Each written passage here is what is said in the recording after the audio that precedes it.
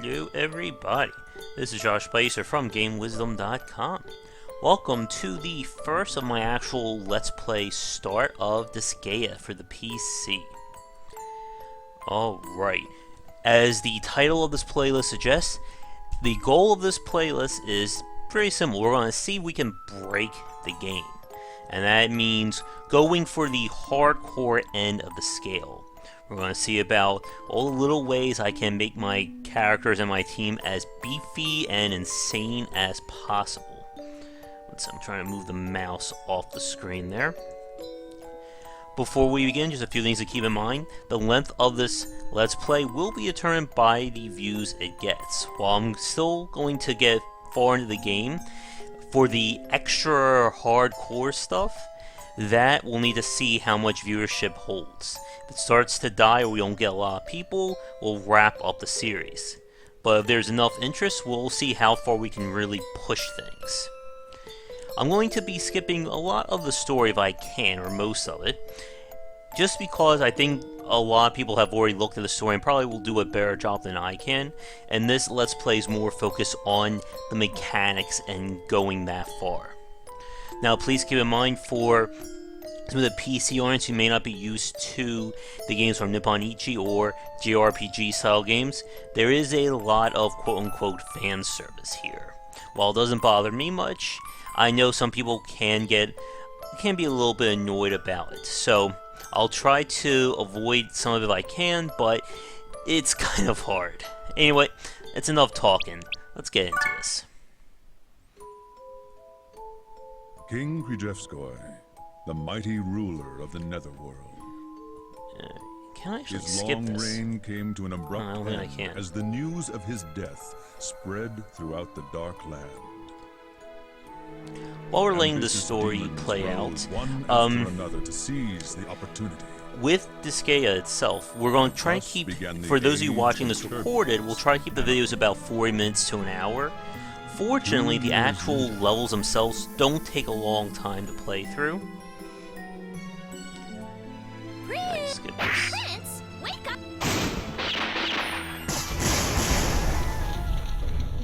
But the streams will most likely go longer. This brat just woke. Well, if that's the case, there's. What fool dares awaken me? Prince! The last time I played this game was for the Who said I PlayStation was 2. I think it was like I was just 2004, taking a 2005. Was the first time I really Anyways, put where- effort to playing through the game. Well, I was having. Are you sure you weren't? No! Yeah. Whatever. You better have a good reason. Yeah, unfortunately, I don't think we're able to skip this Big part. news. Your father, King Chevskoy, has died. He what? What? 2 years ago. Wait a second. So you're telling me that? Yep. Yup. Why didn't? Excuse me, but what do you think the Netherworld has gone to hell? Come on. It's not my fault if some other. What? Have they? How bold of them! I shall show. You're going to be hearing this a lot, folks, by the way, that laughter. Your humble vassal Etna. Now, one of the things I do like about Disgaea and the strategy RPGs from NIS, again, is the depth of these systems. And there's a lot of different ways you can play it, depending upon really what you want to get out of the game. If you just want to go for the story, there's a good 20 to 30 hours of play here. If you want to go further, there's 60 and 70. And if you really want to go crazy, you can play this for a very long time. Now, I hope to have remembered a lot of the stuff here.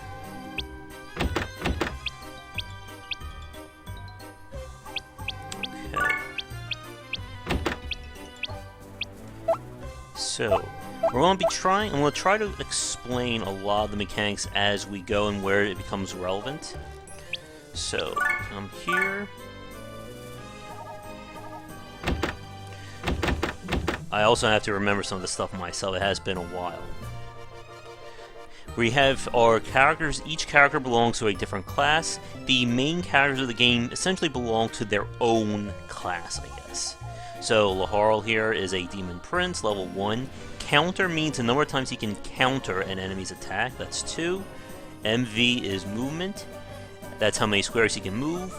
Jump. JM is jump. I think that's how high he can like run and leap up to things. HP and SP are health and special points. That's for obviously your health and any special attacks you have. Your stats should be pretty self-explanatory. Experience and Nex.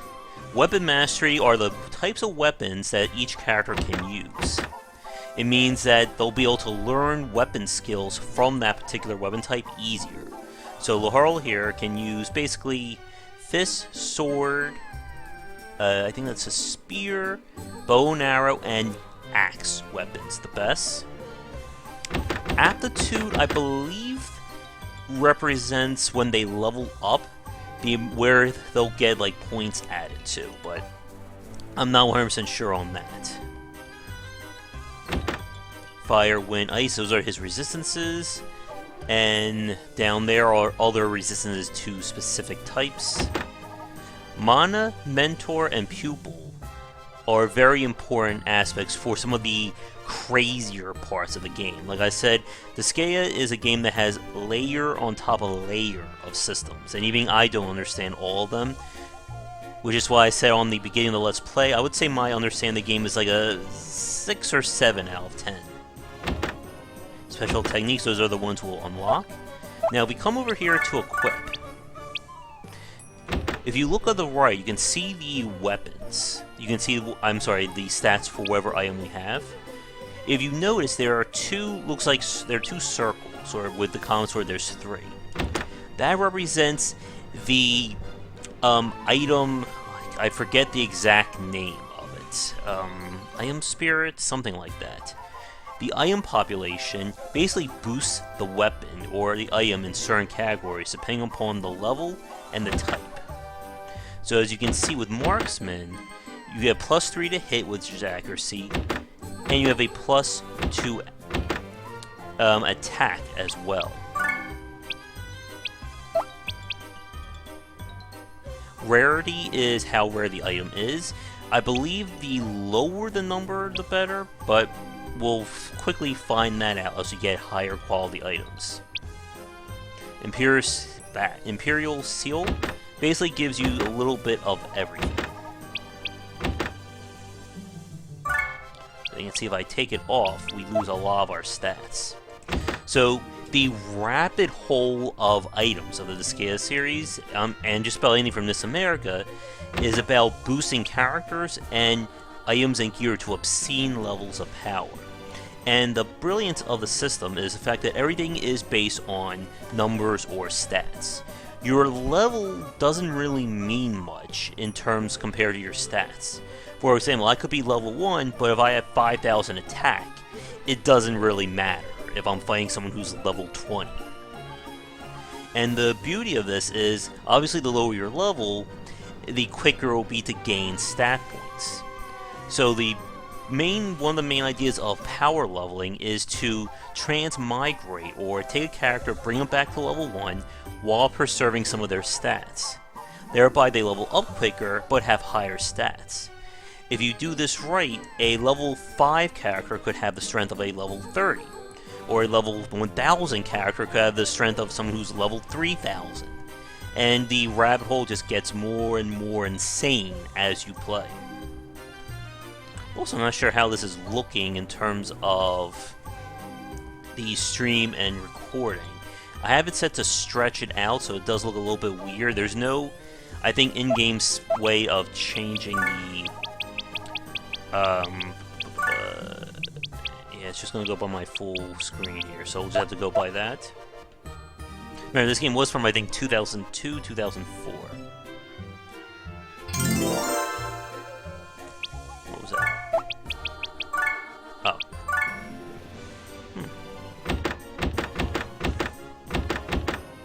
I don't remember it. I think that character could have been added.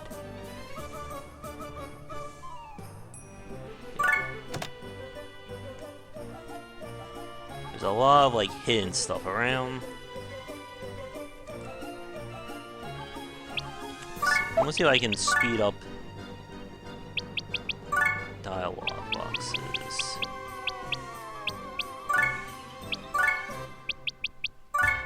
Menu cancel expansion.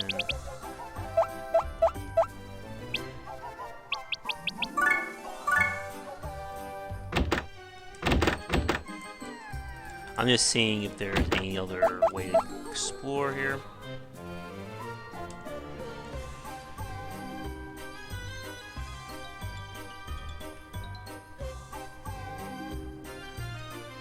And this version for the PC has additional stuff in it from, I think, the PSP version. Here are Prinnies, undead penguins who explode when you throw them at people.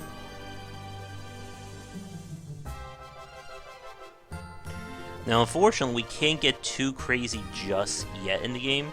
We have to go through the tutorials and such.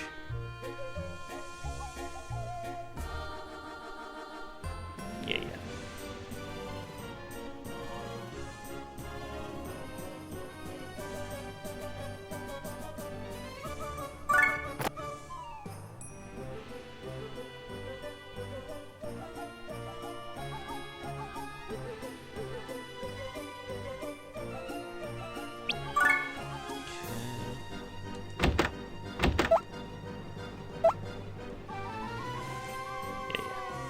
So all these characters here, their classes will eventually become unlocked. And now she actually had a really good point. There is a ton of information in this game, and a lot of systems, but you don't really need to use them if you just want to do the basics of Disgaea. The same goes for any other games from Nippon Ichi. But as we're going to try and break the game, we're going to see what we can do. The Iron World is going to be a major part of that. Yeah. I think this is our medic. Yeah. Even the medic has like a little bit of a in-game system to it, because you get rewards depending upon how much you get healed. Yeah.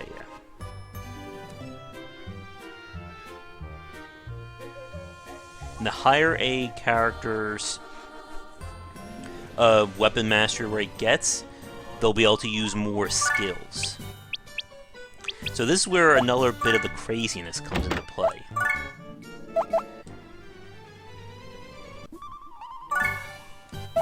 You may be noticing what I'm doing.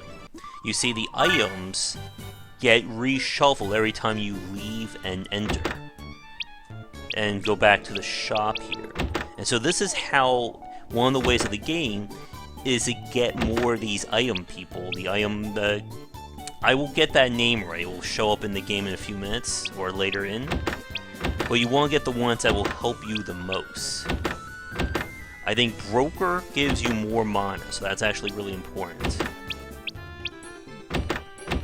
Add? I wish I remember what add was. I have the Disgaea guy from Double Jump around here too. Oh, add I think gives you a special effect. Like poison, dizzy, stuff like that. Ooh. Statistician gives you, I believe, more experience. Broker gives you more mana, so this is actually very important. Even if I have no intention of using these weapons, it will be very useful to buy them for the item people there. As you can see, there's a lot of stuff.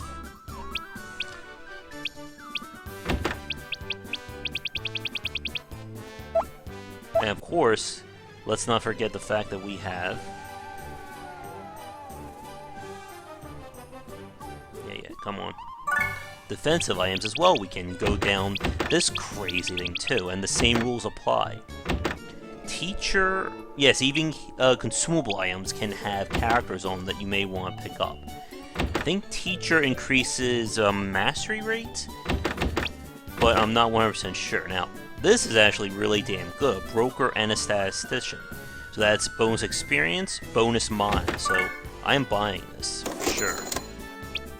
And while it may not make sense now... Wait a minute. Broker... Oh, wait, my mistake. Statistician is experience, broker is money or health, manager is mana. So I really want statisticians and managers. We can get them both on the same item. So much the better.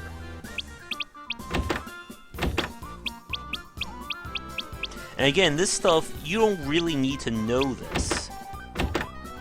Arms Masters increases... I think that's Weapon Mastery right then.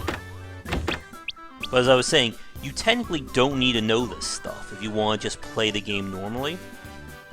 But for people who really want to get in and explore these things, there's a lot to be done here. So at this point, it's we can hold off. Yeah.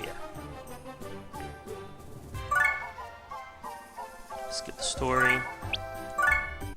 As I said, this playthrough in Let's Play is going to be focusing more on the mechanics rather than the story. Alright, so here's our basic crew of people. Planier here, the mascot, I'm pretty sure that's a new character who was added with the PSP version. I generally like to use the custom-made characters, which we will get to in a few minutes. Alright, so Thorl, I completely mispronounced that. So the idea is, if a character is within range or next to someone when they attack, if you look, chance of team attack, that means that they will team up and basically 2 or more characters will attack the same person. I just want to see if I can remember this. If I move Prinny over here, yeah, they have to be next to them. So the idea is, for maximum use, you want 4 characters to be in like this kind of position. And since only 1 attacks, I move the other 3 back to their start and then they repeat. So watch. And the rate of team attack, I believe it goes up based on if they're pupils or mentors and stuff like that. So let's watch. So the trick is, I could end the turn, but what I really want to do is simply execute, and you'll see why. Okay, we got 2. Here I come! If the enemy dies, everyone who was part of the team attack gets the experience. So now, what I'm going to do... Now, will Harl get the attack? No, he won't.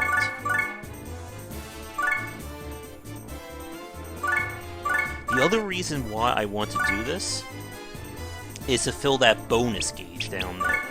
As you can see, the more we do, we can get rare and super powerful items by doing this.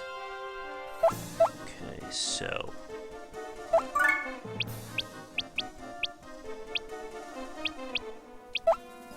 Same deal.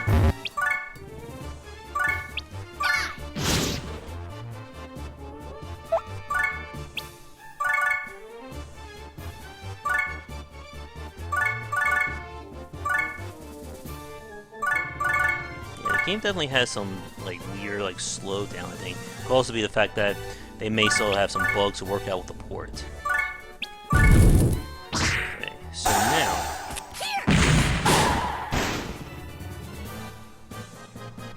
both these characters should have got experience from that.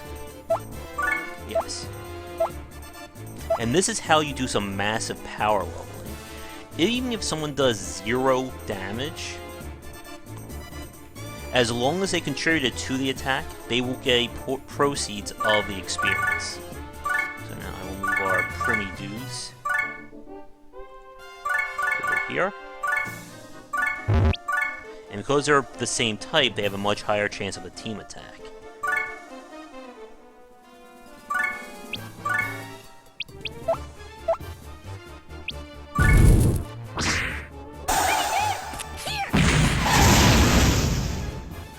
Now to build the bonus gauge up more, the more attacks we have go off at the same time will usually be better. So if we watch, I don't think this is going to be enough to kill.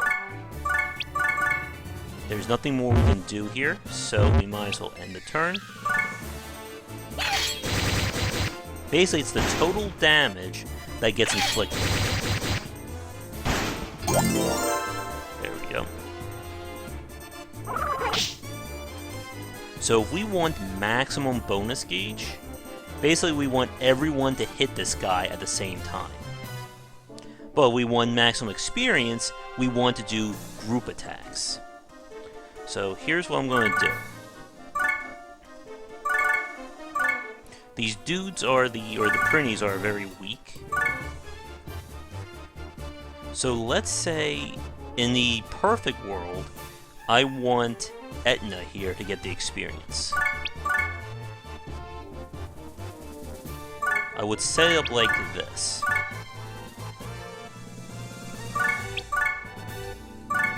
But the chance of this happening, considering this guy only has 14 health, is pretty low.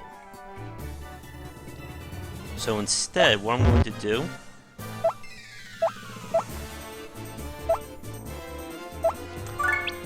is go for individual attacks and save the group one for last, because I'm assuming this one will do the most damage, especially considering Laharl as a powerhouse at this point.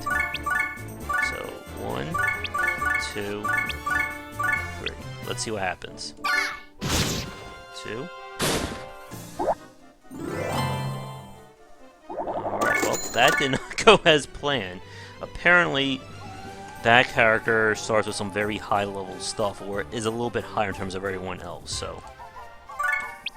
The lesson learned is I don't really want to use her just yet. Unless it's an absolute emergency. Another bit of breaking that you can do is I'm going to move him right here. You can see their movement range. I'm going to end the turn. I want to get them closer so that I can basically just attack with everyone. You can sort of cheat by moving people back into the home field there. So what I'm going to do, we go to our bonus gauge. The dream is to always get experience, because experience will be given to everybody. You can see she has attack 38, attack 27. So let's see what we can do here. The important thing is if I want to fill the bonus gauges, we must get a killing blow on the enemy after the most amount of hits have been done. So let's see what happens. Oh no, I don't want her. Start with that here. Because she has a spear, she has a much wider range of attack. 2, 3, and then wrap it up like so. Is that gonna be a kill?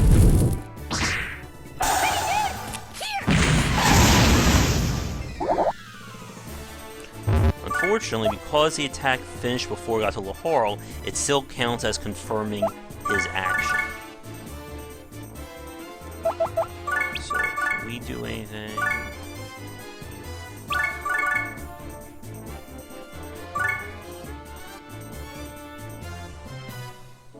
So, good chance she will finish him off, so I'm going to save her for last. No one else I can play. So we'll just end the turn.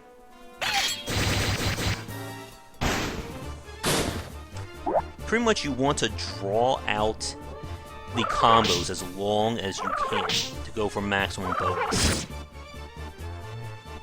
Which means having your weaker characters go first, and then wrapping up with your strongest.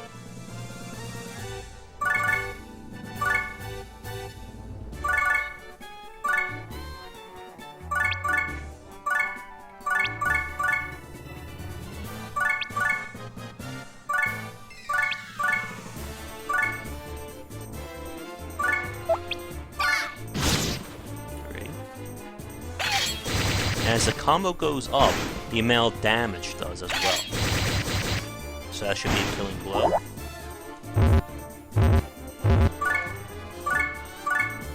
You can still move.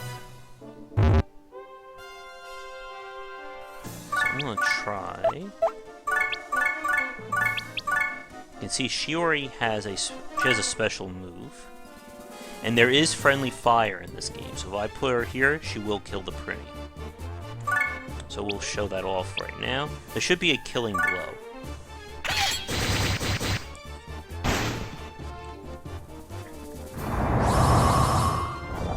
And yes, this is one of those games where special attacks go crazy.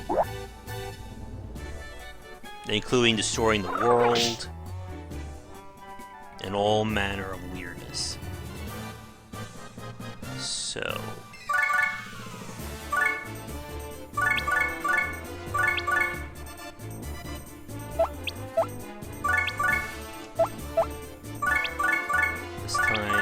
this should be enough to get the kill. I want to see if we can maybe get someone else in on the fight. Good.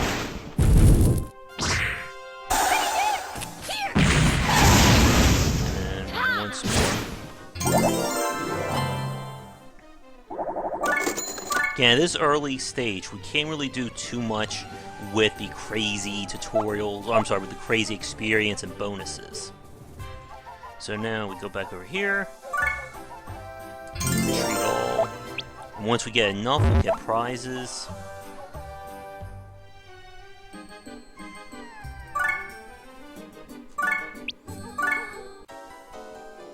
Now we're introduced to another unique mechanic of the game. There we go.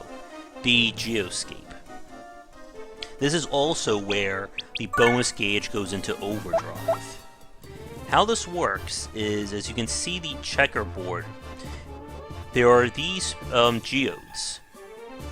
When an item is, whatever effect they have, when they're placed on a square, that color square will basically inhabit that bonus. So if we look over, is there a way to rotate here? There we go. So right now there are 3 geodes. We have yellow, blue, and null. Null is very important. If we completely clear all the squares using null on a map, we'll get a massive bonus, as well as do damage to everyone on the board.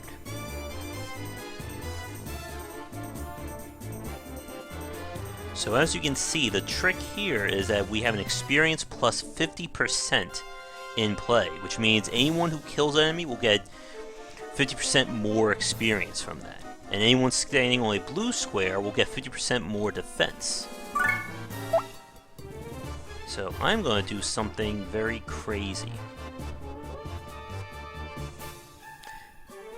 I remember reading this in the strategy guide. There is an actual tactic you can use to clear these squares very easily without having to do too many mental calculations.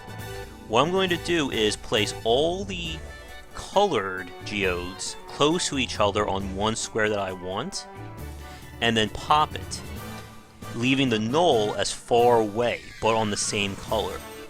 It basically goes in order by proximity.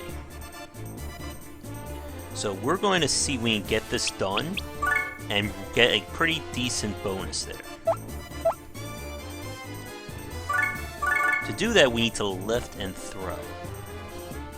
So, if I throw... This is where actually having that other character comes in handy, because she can shoot the geodes. This is also kind of crazy, too. And if you're not too careful, it can kill your party, because of the amount of stuff that's going to happen. So I'm going to throw this. There's also an advanced tactic of throwing diagonally. If you move your cursor quick enough and time it just right, you can throw it right in the middle or to one of the sides.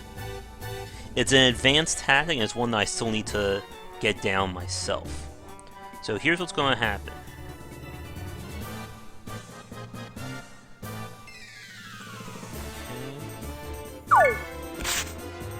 So now everything good is going to be on the red. But I still need to get that on red too.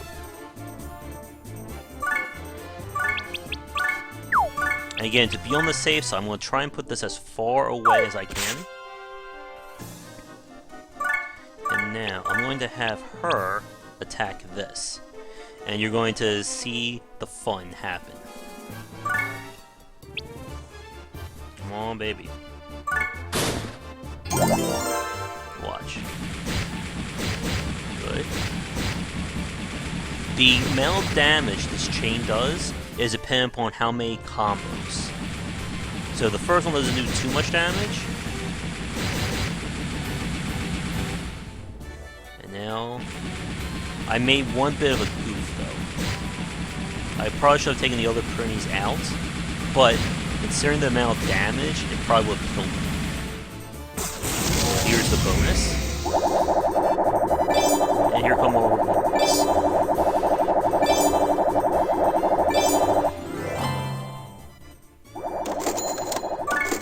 Not bad. We got a common orb and a gold item. That means it probably has a lot of stuff on there. Yeah. So this is where we unlock the big system here. And yeah. This will actually be, for those of you watching this recorded, I think this will be a good place to maybe wrap up the video, but we'll see. So mana, this is where the Mager comes into play. Yeah. As he just said, mana is used or is earned every time a character kills an enemy. Using the Mager item character, it will boost the amount of mana they will get from kills, and it's one of the major points for doing some massive bonuses. Yeah. Thank you. So now you can see all the stuff we just got. Also, the quality of the item, so rarity it's better, lower number. The quality of the item will also determine how many floors it has in its item world.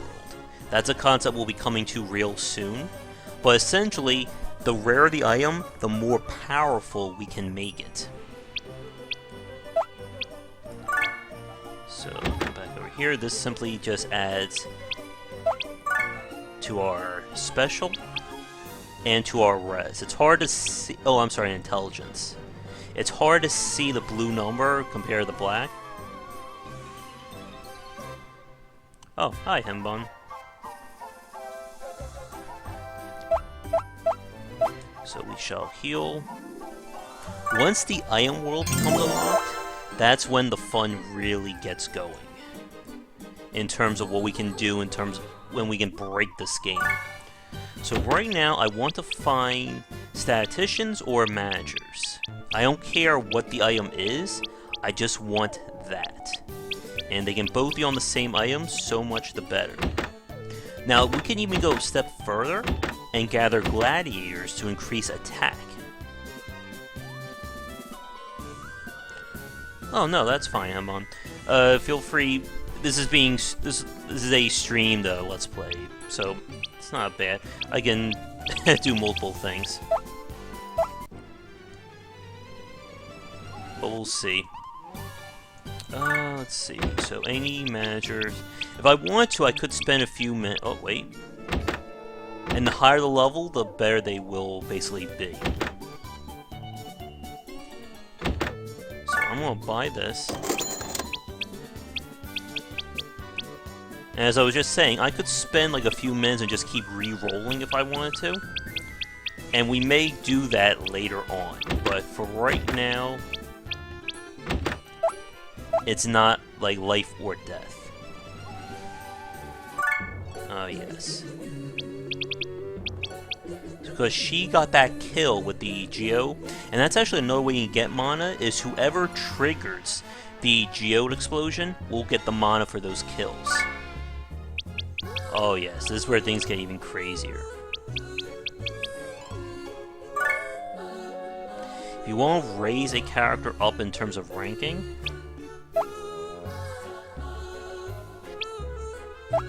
I don't even remember what that's used for. But it will, I believe it lets, oh yeah, that lets them do more in terms of the Dark Assembly. So we can... enough. Influence. So we can come over here and we can create characters. As we level people up and get more, they'll unlock more over here. So there's male and female versions of the clerics, male and female versions of the mages, warriors, brawlers, and all that. Now you can see the aptitude changes, and that determines what they'll level up or gain stats with first. Also, it affects what weapons they'll use. So as you can see, the... okay, I believe that's the female. It's kind of hard to tell because of the sprites. But I'm gonna go that this is the female warrior. She is better with the spear, while the male is better with the axe. And these are brawlers, they're just good with their fists. So, I'm gonna have a male brawler. Now this is very important. The level that you create a character at will determine how much of their stats will be preserved and how many points they get that can be redistributed. Ideally, if I remember right, you want to have enough mana to do a skilled one, because it's the highest you can do without needing approval from the Dark Assembly. But for right now, how do I do a random name again?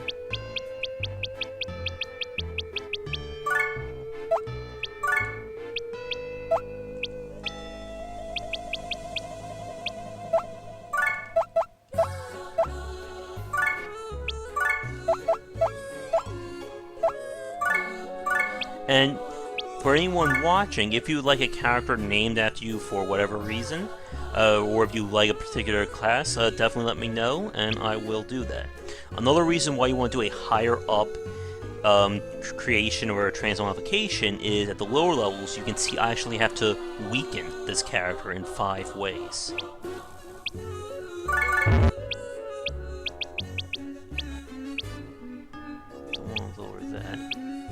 Well, actually, we can just lower intelligence. So here's Dan the Brawler, who's going to be just our guy who's going to punch things. We can have, I believe, 10 characters on the field at once. I'm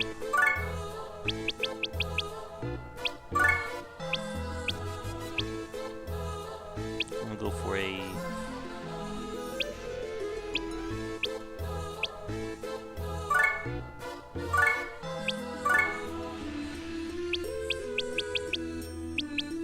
thing.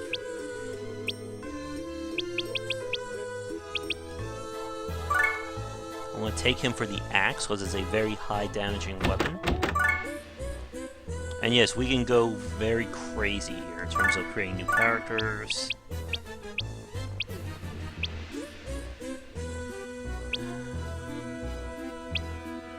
Healing characters are always very tricky to level up in this game.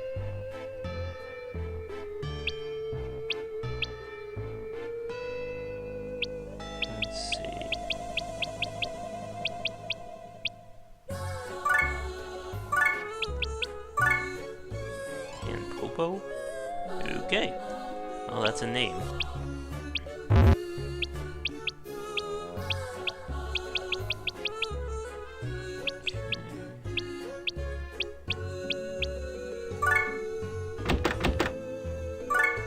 Basically alternating between male and female, I figure. Now the mages are special. And it's going to take some creative use here to basically create the Ultra Mage, someone who knows all the spells in the game. As you saw, different enemies have different resistances to either fire, wind, or ice. So ideally you want one of each.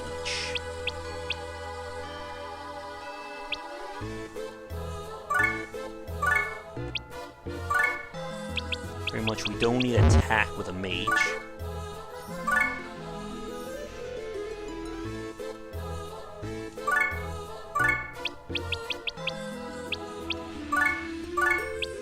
We'll get back to things in a minute. Same thing, we only need attack, because we're going to be focusing on spells, and spells are boosted by intelligence. Healing is, I believe, boosted by res, or it could also be intelligence. Yeah, I should have done that too, Thorn, about dumping int. At this point, I'm not too concerned, but that will be something to do with the next transmogrification. And one more.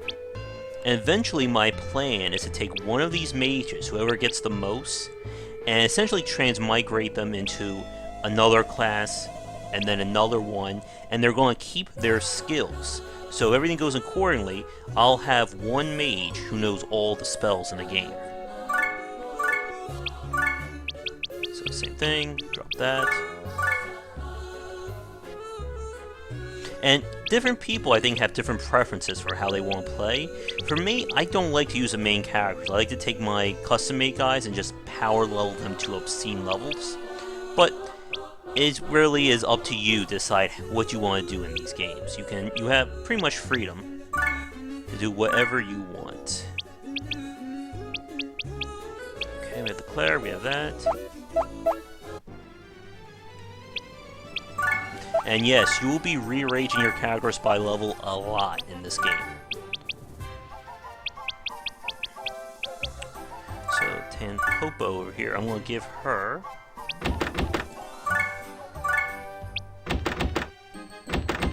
It's kind of tricky. You have to look at different things to get the information. So she is better with the bow. She's obviously the best with the staff, but if I want to get her to level up, I need her to actually have a weapon that can do that. So I'm going to give her a bow.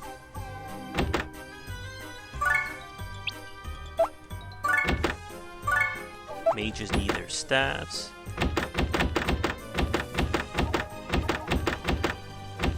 Dan.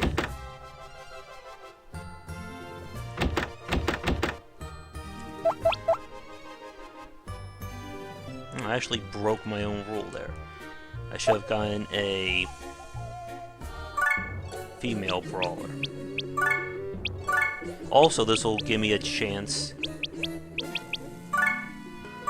to do what I should have done, and that is just lower intelligence, because they're not going to need them, as brawlers meant to do high damage.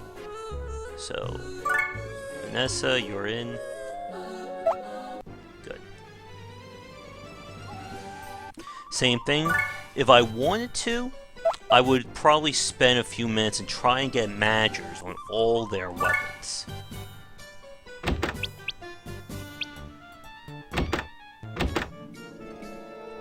Arms Master improves that rate. So the first thing that I want to do, the manager is probably more important than the statistician, at least in this early part. I would want them both. Oh, perfect.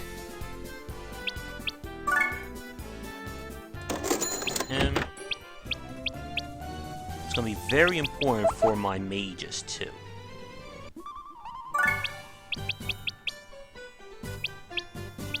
As you can see, I don't even care about the stats of the weapon right now. I just care about what they give me in terms of these guys.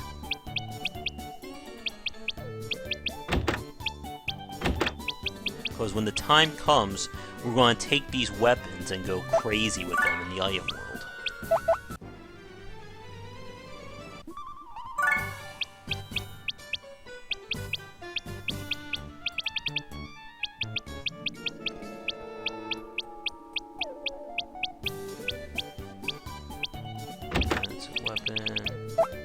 As you can see, their stock also changes, so they may have a rarer weapon at one point. Can't afford that.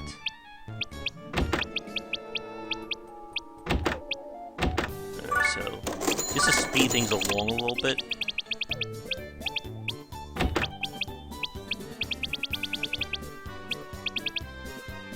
should actually get a... Perfect.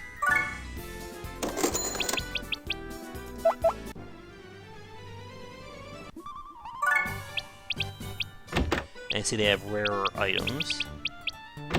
And the more I buy, obviously, the more they're going to get. Okay.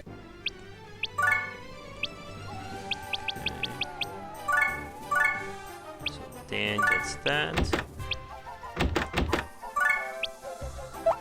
That's good.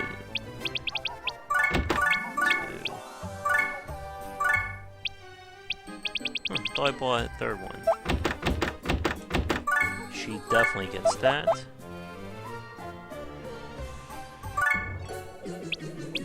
I just realized there's one more character I should make for my master plan right now.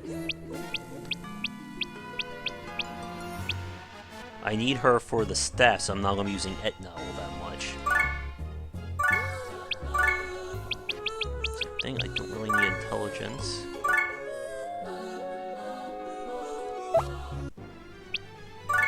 If we had more money, I would probably buy actual armor. But we'll get a lot of that from bonuses and stuff.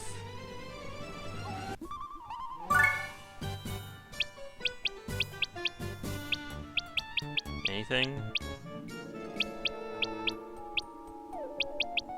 Okay, I'm just gonna buy a cheap one for her.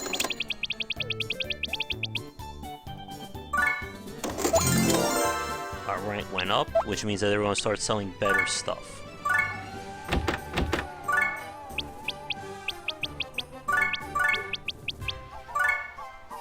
Actually, I should give that to our healer. Because you can exploit things by just having them heal constantly. Okay. Really good.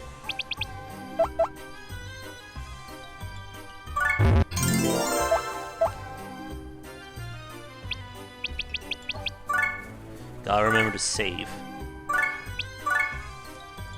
But we are on our way to getting some craziness going.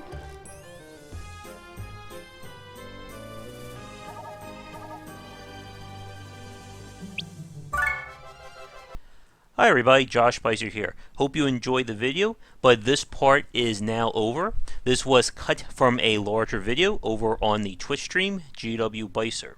As always, if you enjoyed these videos, be sure to share them with your friends and of course like and subscribe to the channel. Check out game-wisdom.com where I examine the art and science of games. Subscribe on Twitch and Twitter under GW Bycer to get the latest updates when content goes live, as well as random thoughts from me throughout the day. And you can find me on Patreon under Game Wisdom, and donations will be greatly appreciated. It will allow me to keep putting out great content and bring back a fan favorite feature to the site. Anyway, while this part is over, be sure to check out the next part coming real soon to the Game Wisdom YouTube channel. Thanks again for watching.